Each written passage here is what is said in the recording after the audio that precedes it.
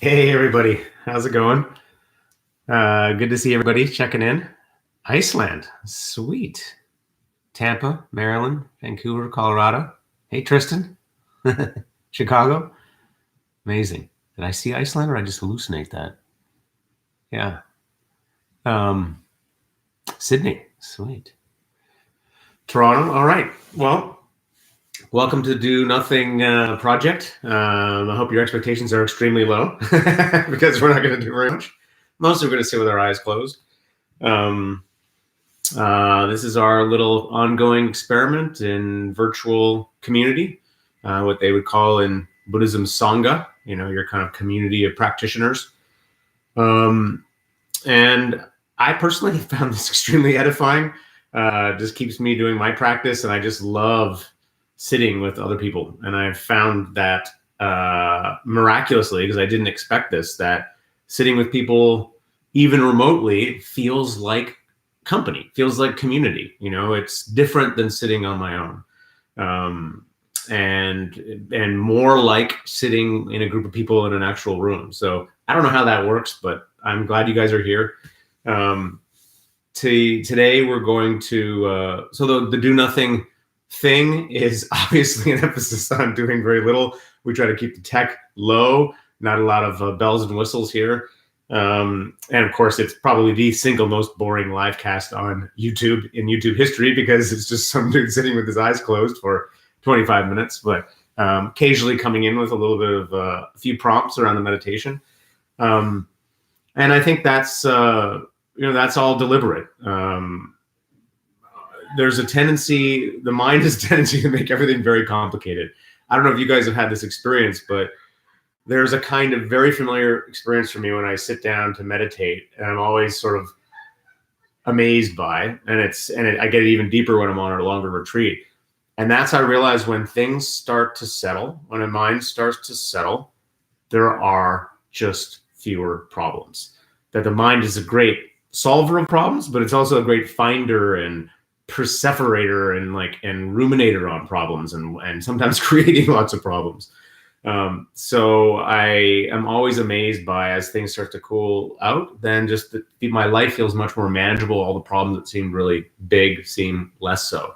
And I think that's kind of part of the inspiration for the Do Nothing project, is that we give ourselves an opportunity to get still, to relax, to kind of back off all the furious doing, and start to notice what's actually here in the absence of that. There's something here. There's our awareness. There's our being, and there's something inherently just comforting about being in that we should give ourselves more time with. So that's sort of the intention. And we come at this from different angles. Might come at doing nothing from different angles. Today, I thought we would continue this theme that we started last week. It was in response to a podcast I was listening to with Joseph Goldstein, one of Dan's 10% Happier episodes. And it was a great talk. He's such a, he's such a likable meditation teacher. And so just sort of steady and balanced and sensible. And he's got that view of many, many, many years of practice and just the kind of very common sense orientations. But one of the things he mentioned in that podcast was how, and I've noticed this also many times, I think it's fairly common to notice it, how when you get still and say you're with a breath, or say you're just being, or say you're listening to sound, that you can start to notice sometimes that the mind is almost like leaning in to the next moment, that it's anticipating it a little bit. It's, in the breath, you're breathing in, but there's a little feeling of a little part of you is kind of thinking about the out breath, or kind of like wanting to get to the out breath. It reminds me of like when I'm in a movie theater, I sit down and watch this movie. I'm all psyched to watch a movie, and then the previews come on, and I'm like, I would rather be seeing that movie. It's sort of like that. You're thinking about, and in the movie, I'll be thinking about the next movie I could be seeing, which is very dysfunctional. Of course, now that I have a kid, I don't think I'll ever go to another movie again. It doesn't appear to be in the cards until the kid is, old enough to take to good movies. But there's this sense in which the mind it's kind of trying to lean forward. And that's what the mind does. The mind makes predictions. It's a prediction making machine. My first book, Head Trip, was all about expectations, how the mind basically is run by expectations. It's trying to create predictions around what's going to happen so that it can be better able to respond. It's a wonderful machine or a wonderful technology, but it has a problem, which is that it can get stuck in the mode of always moving forward, always anticipating. And that can create a kind of nonstop feeling of just of dis-ease, of needing to control your experience or change things or be on top of stuff, when there's actually a place that we can stay in our life that doesn't have that at all, that has a much more settled quality. So I thought I would just kind of keep this idea of the mind leaning into the next moment. The opposite of leaning in, of course, would be leaning back, but we don't want to be in an aversive state. So what we're going to try to go for is something that's middle. This idea that we can sit sort of vertically in our life, sit inside the posture with the vertical spine, how absolutely still and centered we can be without leaning in at all, or even leaning back, just right here in the kind of present moment. So I'll guide a simple practice, maybe have a prompt or two around that, finish with a little bit of a loving kindness situation. And then I thought I'd chat a little bit about kind of how the practice moves forward, because I had a question around that someone had sent. So hope that makes sense. Hello to all my friends. Hello, Henry. Jeff McPhee, good to see you, buddy. Maybe I'll explain a little more about some of that at the end around expectations. I see, Jeff, you got a question there. So let's do a meditation. 25 minutes, 8:07, and 25 minutes from now will be 8:32. And then, so it's one bell to start and one to finish.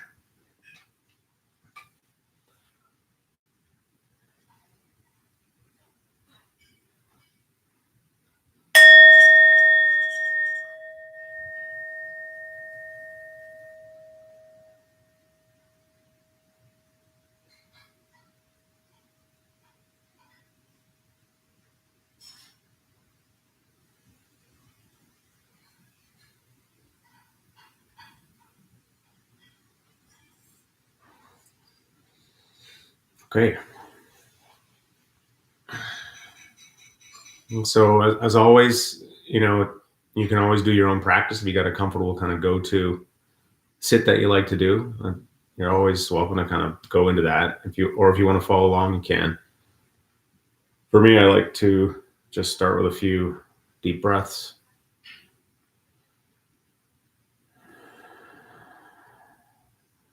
And it sort of serves two purposes. The in-breath for me is kind of like, it's where I kind of set my commitment to be open, available, keep my spine straight. There's something kind of dignified in that, it feels like, or self-respecting in that.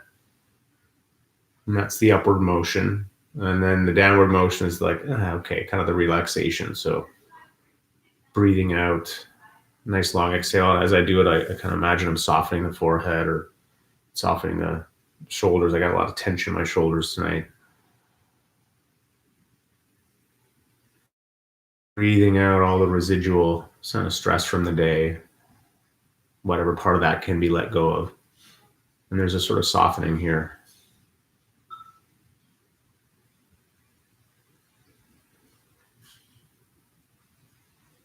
So the other part of that commitment we make at the beginning is just, you know what, how can I sit in a way that's not going to be really uptight? Like, I'm not going to be freaked out if there's lots of sounds or things aren't perfect in my environment, or I'm a little bit uncomfortable. It's sort of just saying, yeah, shit happens. I know this stuff could go down and I'm not going to get all worked up about it. I think it's such an important kind of mature stance we take at the beginning of this stance of actually equanimity.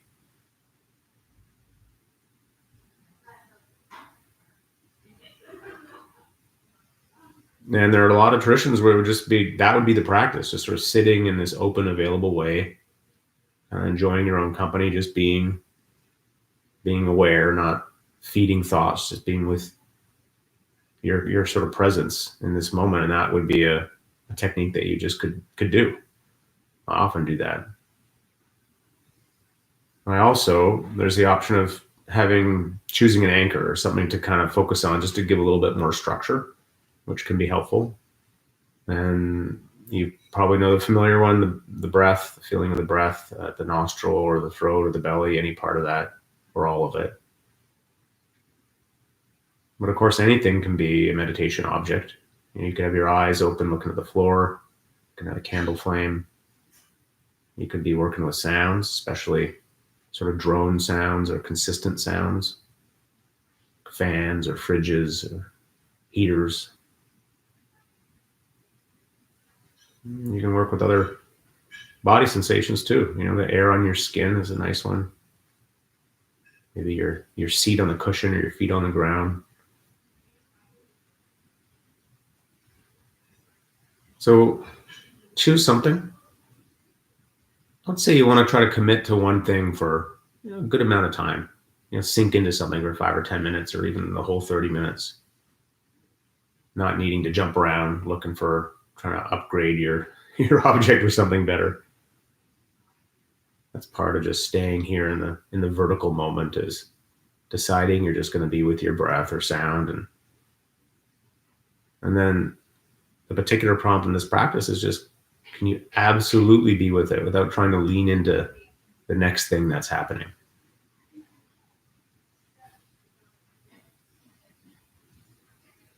So I'll let you guys go from here, and I'll come back in a bit with another reminder.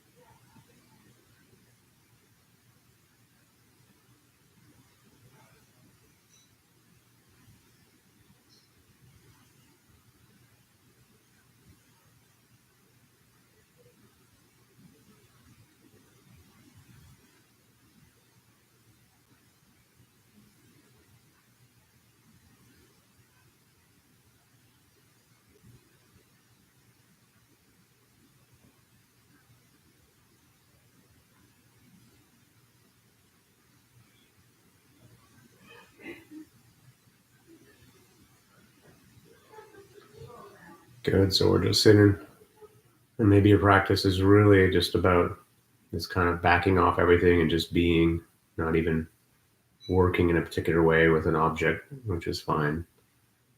Though you're not feeding thinking, you're just being aware, being present. Or maybe you're lightly with the breath or sounds or feeling or any of these options. These are all good objects. But the idea is that you're with it as it emerges. As it comes down, you're with it every vertical moment. You're not anticipating what is coming. Just noticing any subtle way in which you might be leaning forward or leaning away from something that's also possibly away, the aversion. And instead just being absolutely vertically present for the thing.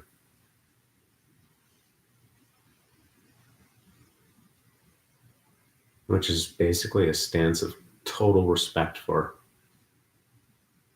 reality in this moment.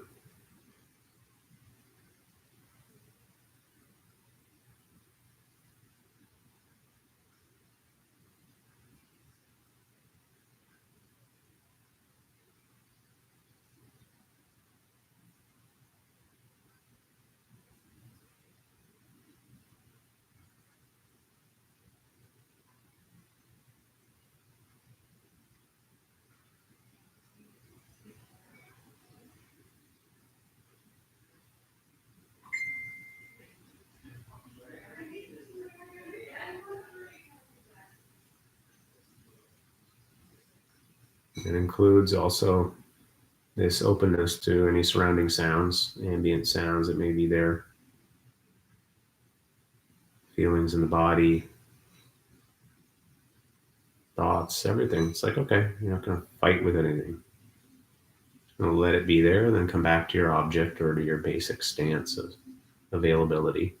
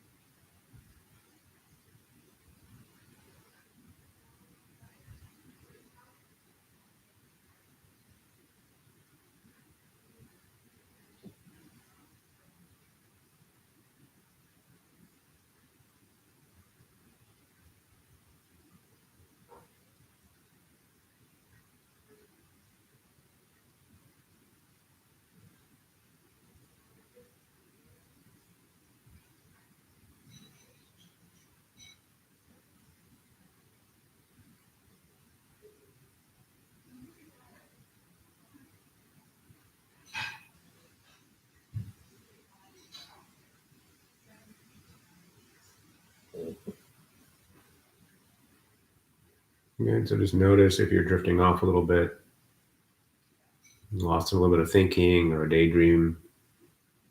You kind of notice that and do a little double take. Come back to your presence or whatever object you're working with. No longer feeding that stream. Come back to this vertical alignment, sort of vertically in the moment, not just with your body, but with your awareness, with your presence, staying with each moment as it's kind of unfolding. How close can you stay to the actual moment, the presentness of what you're experiencing?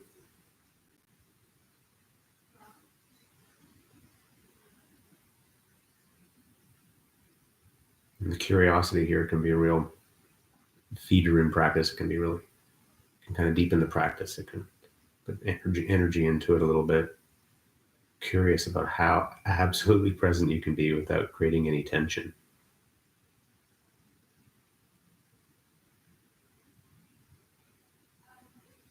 Without stiffening your body or holding your breath. Getting very still.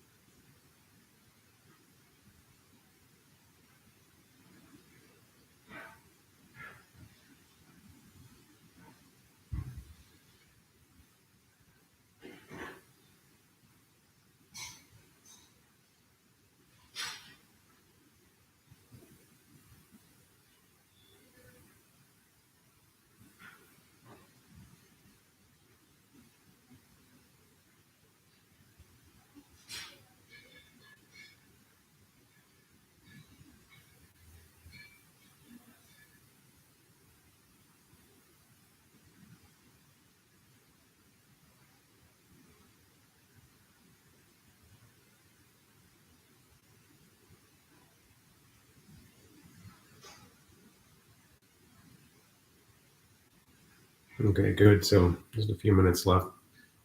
Nice to finish with some kind of cultivating kindness, friendliness, gratitude type practice at the very end. And I was thinking about this one. This is something occasionally try to get into the habit of doing this at night, where you just sort of think about things during the day that happen during the day, like little tiny things that you appreciated or you're grateful for, like, but not big deal things, kind of like little vertical moments that happen during the day where you just, you enjoyed the taste of your morning coffee, thinking about that, or you noticed as you're walking outside somewhere that this first snow was coming down and you kind of appreciated that, or maybe you felt dread, but or some leaf that looked nice, or just like any little thing, somebody smiled or said this thing, some kindness someone did, and small things, just little, what do you appreciate about the day? It's like a kind of end of day gratitude practice, just letting your kind of mind think about whatever comes into, and it's all about kind of appreciating the small things, so like just appreciating the small things and taking this moment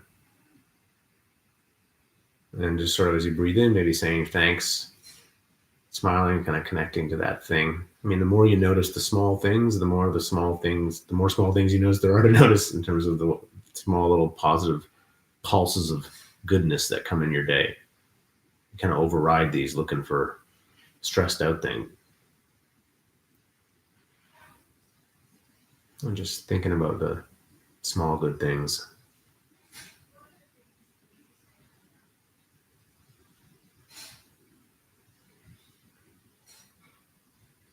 Might be a person, an animal, a kid, a scene, something that you just noticed in the world.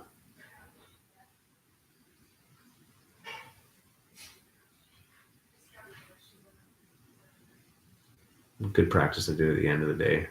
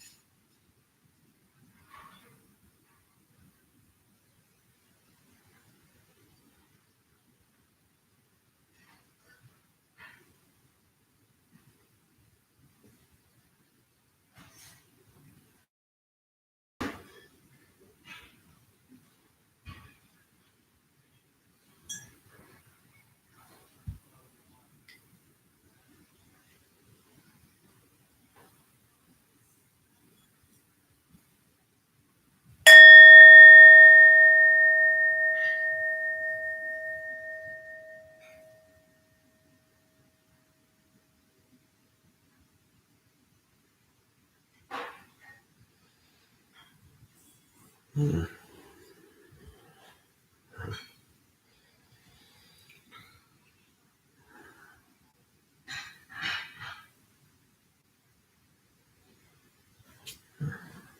right. Well, thanks for your practice. It was nice meditation for me. Um,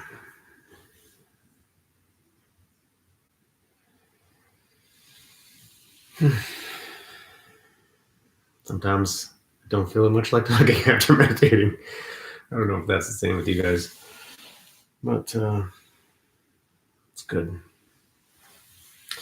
I did have a plan to say some stuff. I was thinking about an email I got from somebody the other day, just asking. They were responding to the course I just put together for Calm. So I did this 30-day how to meditate thing for Calm, which was really fun to do. And actually, yesterday I had to go into the city and do a bunch of like video promo things for it, which was kind of embarrassing. You got to do that, I guess, now.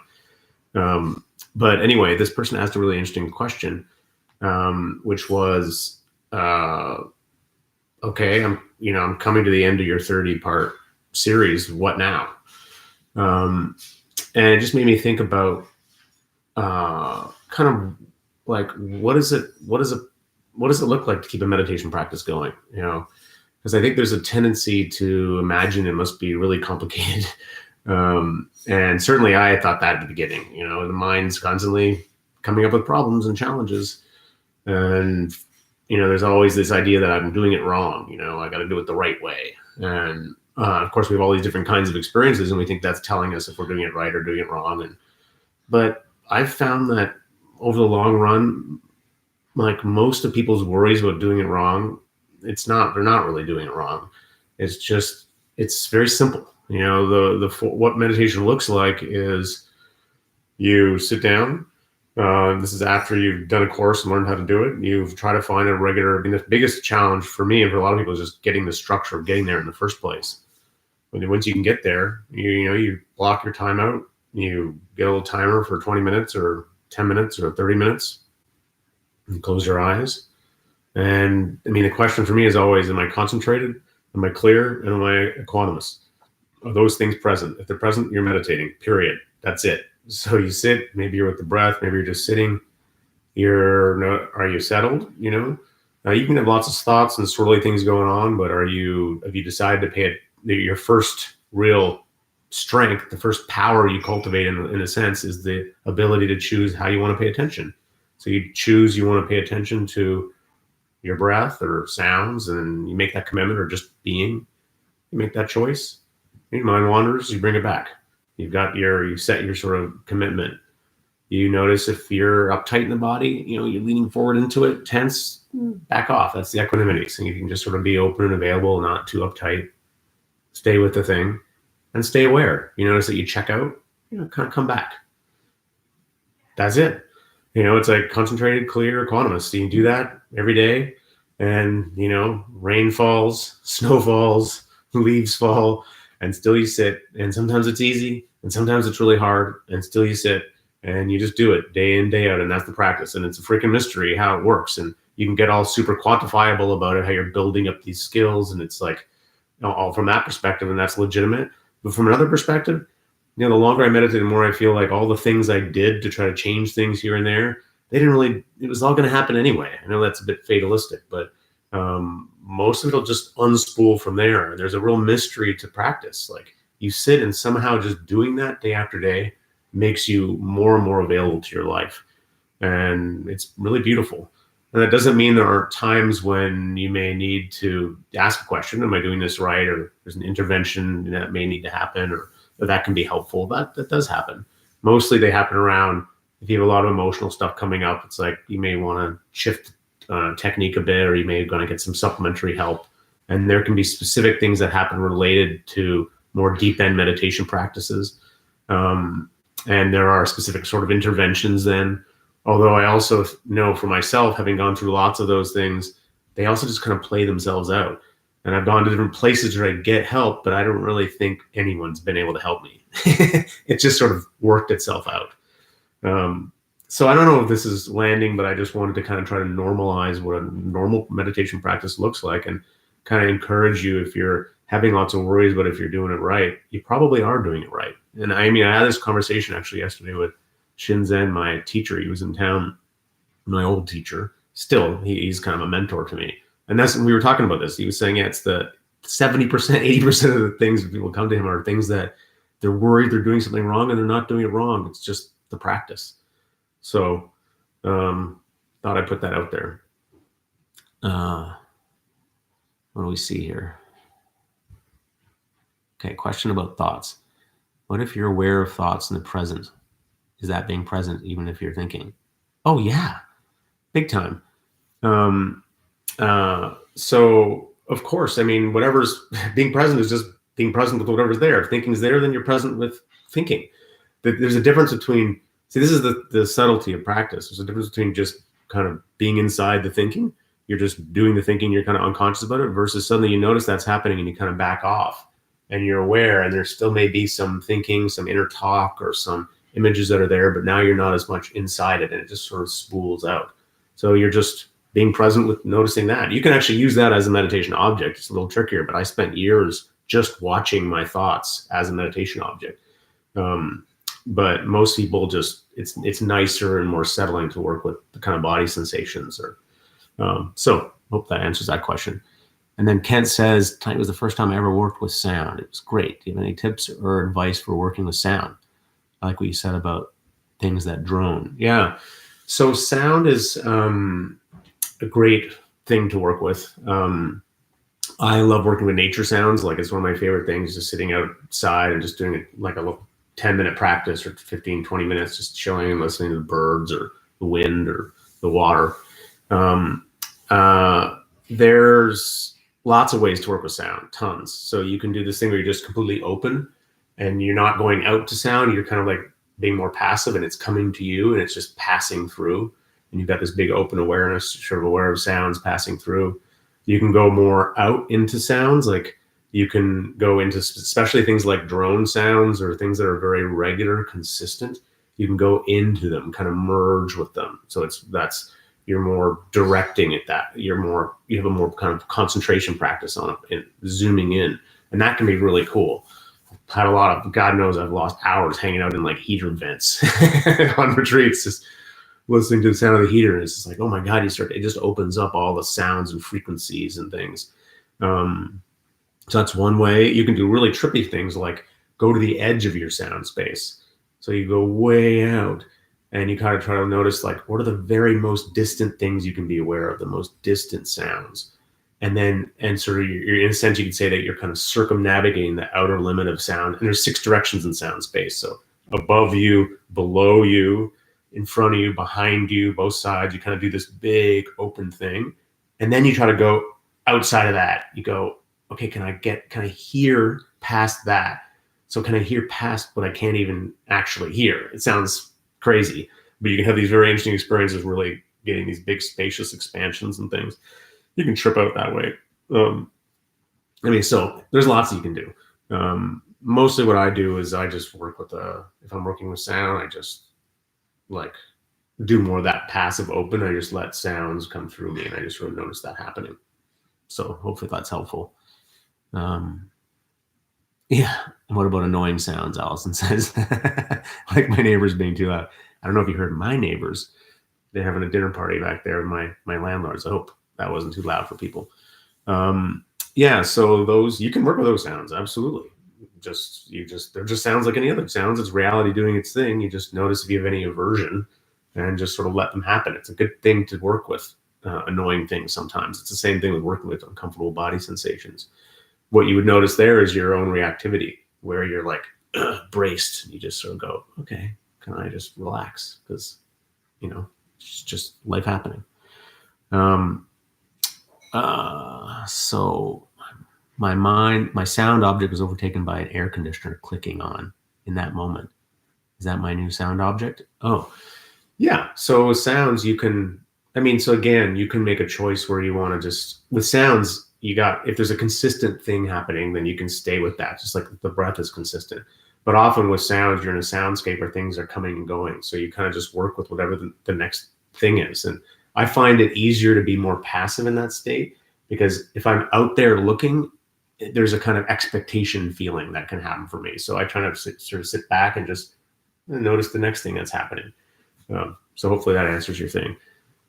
And now finally, I'll just say something because Jeff's coming back around to the expectations thing.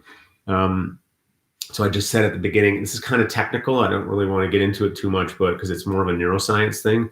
My first book was a lot about neuroscience, and it comes from a lot of different parts now to study the brain. But basically, the way it works is, the world comes in all broken up through the senses, and it gets kind of like assembled in the brain. It goes through the various association cortices until it builds this model of the world. And so we're walking through a model of the world, basically, that's built by the senses. But that model of the world isn't only built from material that's just emerging in the world right now. It's also built from ideas about what's happened in the past, because the brain's efficient. So a lot of what's happening around us, there's a zillion neuroscience experiments that show that, is basically kind of like our own history, kind of like fleshed out around us. And then just with the little changes of things happening, the kind of updates. And in a weird way, you can start to notice that process happening in meditation. As you get deeper and deeper in, you can start to see the constructed aspect and the expectations. So that's what I mean by expectations or predictions. It's like brain's sort of modeling the world and creating these anticipation things. And so I don't mean that in what we're obviously doing consciously, which is also can be about that. But I mean more subconsciously, all that stuff that's going on. And there are some people who think you can kind of get down into some of those subconscious processes a little bit in a practice. And I think there is something to that. So, but I'm not sure if that was very useful to anybody. Who cares? It's just the brain. It's cool. It's cool from a mystical point of view, because that's one way you can start to learn about connecting to the kind of ground of consciousness, because you start to see how the world's being constructed. It's not saying there's not a real world out there. It's saying that just your sensory system is building it, but building it out of what? Like pixie dust, mind stuff, and what's there before it builds it. There can be a feeling of coming into contact with something more primordial in awareness. It's very interesting. Yeah, you got it, Jeff. Like aware of being aware. Oh yeah. Jen's saying about Lisa Feldman. Yeah, she has a TED Talk about how emotions are made.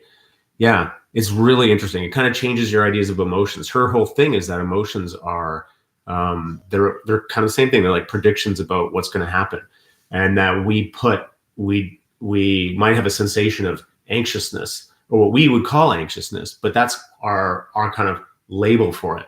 But actually, it's just feelings of movement in the chest, and you could give it another label like excitement, and that changes the experience. I think that's part of what she says. Anyway, I'm going off in a major ADD way. Now I've lost my meditation cool.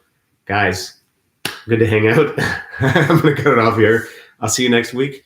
We'll explore something very close to nothing. Very happy to hang out with you guys. And as always, I want to just shout out to my 4 friends who make this happen, to Andrew and Lily, to Tristan, and to Milen, who are part of my team and just like really make my life a lot easier. And thank you to you guys. Have a good rest of your evening. Catch you next week.